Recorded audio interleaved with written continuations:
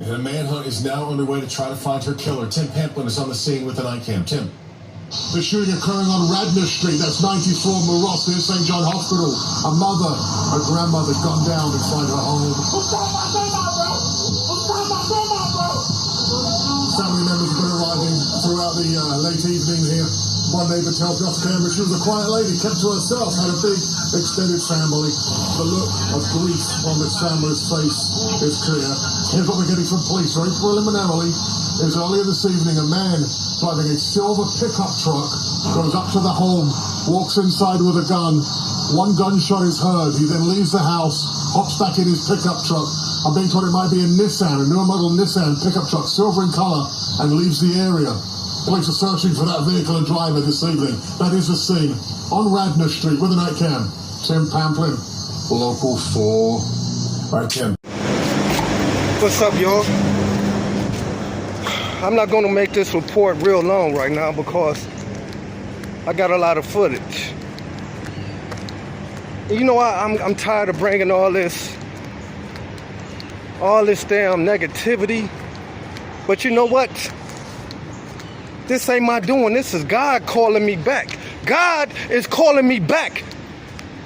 God is calling me back. Now this bullshit is traveling from Detroit to Warren. In Warren, birthday party on a weekday full of motherfuckers. And here come these dumb motherfuckers that want to start shooting.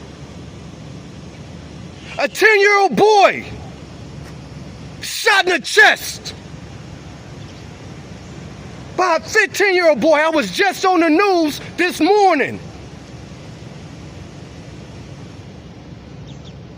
I don't give a fuck about a 15-year-old. He shot that boy. That boy ain't coming back, 10 years old. Detroit gas station. Knucklehead shoot 6 to 4 people in a damn car. Another shooting in Warren.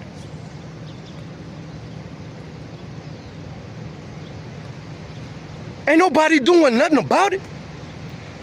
Now everybody getting all upset because Donald Trump gonna send in the troops because he's tired of this shit. I'm tired of looking at my own goddamn people taking us down.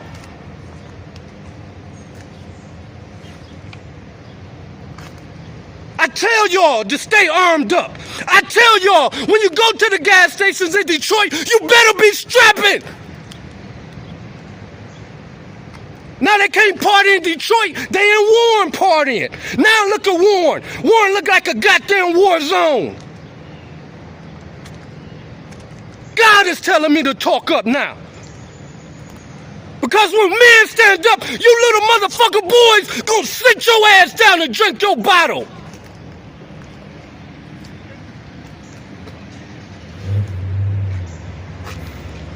Man, let's get into these reports. I'm tired, dog. Our baby's dying, bro. A 64-year-old grandmama. A man goes into the house and shoot the damn grandmama. Walks in and kills somebody, grandmama, dog.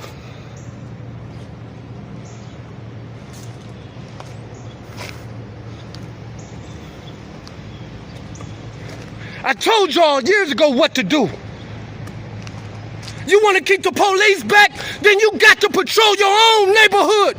You got to speak up.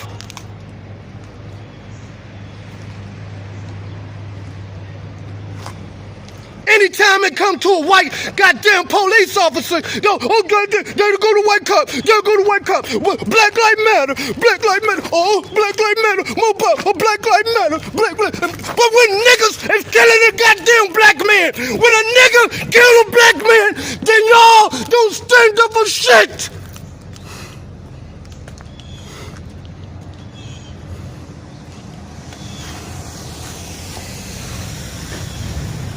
You can't fight no more.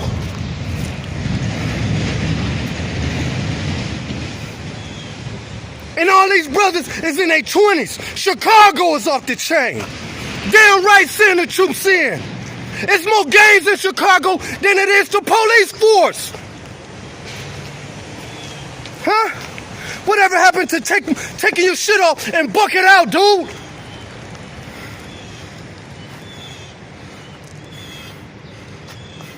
I said you do not want to piss off the Batman 300.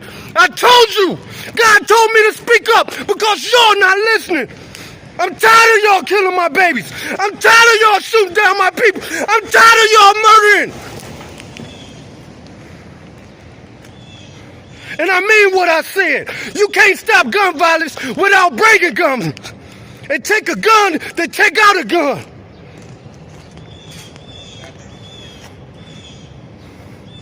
You better figure out what side y'all on. You could be that gunless person and your ass gonna get robbed. You gonna get shot. And I'll be damned if I'm gonna be a man and I know I can carry a gun and I'm gonna watch a woman get raped. I'm gonna watch a little girl get shot and let y'all little punk motherfuckers drive off in the sunlight. All I need is one shot. Just one damn shot.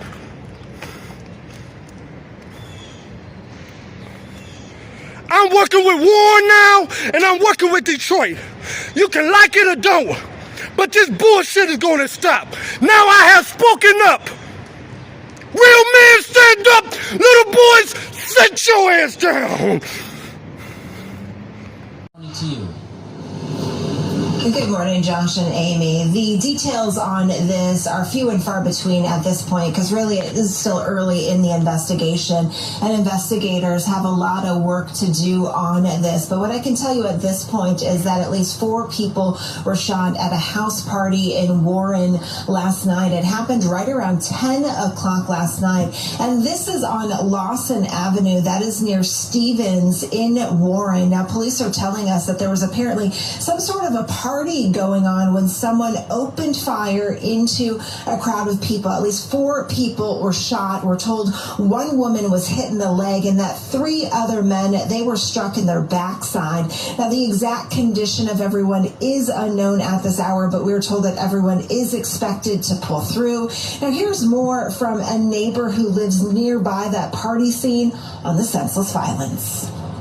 I believe that there was a party down the street. I'm not 100% sure what was going on down there, but usually, it's empty like this, but came home earlier and the whole street was packed up.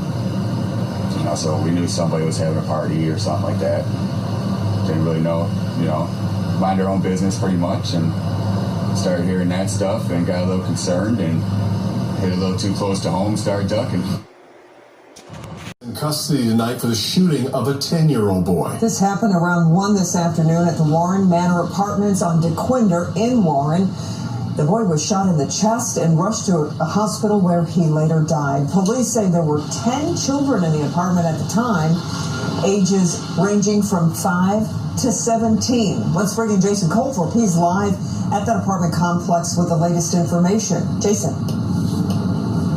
Kim, we're still trying to figure out how many of those 10 kids belong here, how many are related, how many were supposed to be living here. However many it is, we know they won't be living here anymore. The complex came out earlier tonight, a few hours ago, and changed the locks on this apartment. As for that 15-year-old, we're told he turned himself into police around 6 o'clock tonight. Warren police have now spoken to everyone involved in the death of a 10-year-old boy at Warren Manor Apartments this afternoon. 7 juveniles and 1 17-year-old girl left the station tonight after being questioned. All were in the apartment with the 15-year-old alleged shooter and the victim. There were no adults. That's nothing new for kids to do or parents to have happen in their house. Every parent has that happen in their house, man. So that's nothing wrong with that, but they shouldn't have been playing with the gun. I'm pretty sure they was in there trying to make a video with the guns, all that gang stuff. It's not for children. None of this is for nobody. Neighbors had complained about that apartment and the unattended children several times. And I try to tell them about all these parties and fighting and everything, but to know a gun just went off right next to my apartment, across from my apartment, it makes you feel uncomfortable. An employee of Warren Manor told me they tried to call the renter just yesterday to issue another warning, but got no answer. That child should have never lost his life. He's a child. Like, this is really sad. I'm really trying not to get emotional. This is really sad, you know? It's the second fatal shooting here in 8 months, and this young mother now thinks her best option is to leave after what happened. Yeah, he had a lot of life to live. He had to, go to college, at least do something in life to grow up, you didn't know what that boy wanted to do. You didn't know? He's a baby. Now police still focusing on this investigation. A lot of questions, obviously. Where were the parents, number one, and was this accidental? They're still looking into that. As for where were the parents, neighbors say they rarely saw them except when there was a party going on, and kids were often coming and going. We'll have to wait and see when they present the case to prosecutors. We expect tomorrow.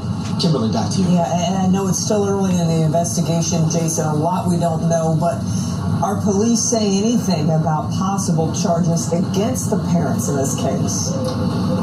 Well, they're not ruling it out for sure. They say that's very possible, as well as they keep going in this when they figure out who it was, and also about who owned this gun, because the gun was recovered here.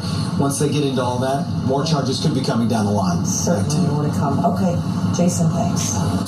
Mayor Duggan says he doesn't need the feds to help with protesters. That doesn't mean he would turn down all federal assistance if offered. Mar McDonald live at Detroit Police Headquarters tonight with more on what the mayor would like to see. Mar?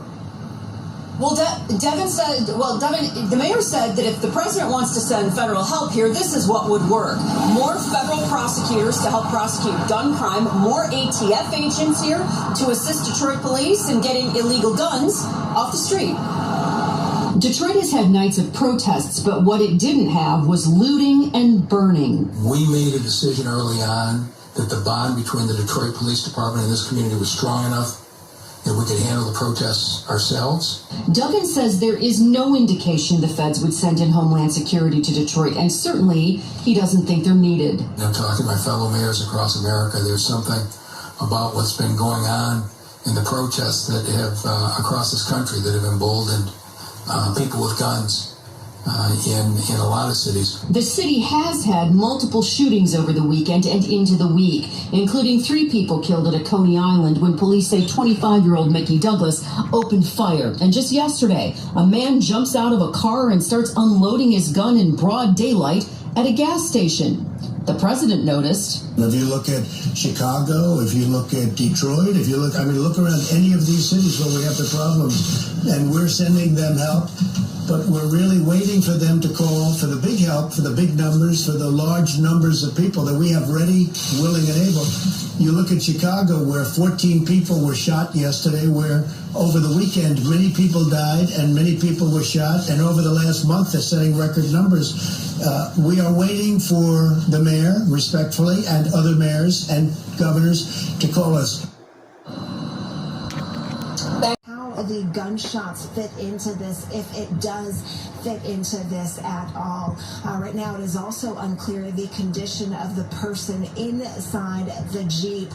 Police have pushed us back quite a bit away, so it's hard to get a good look at exactly what they are dealing with. But of course, we're going to stay out here, and when we've got new information, we'll be sure to pass it along to you.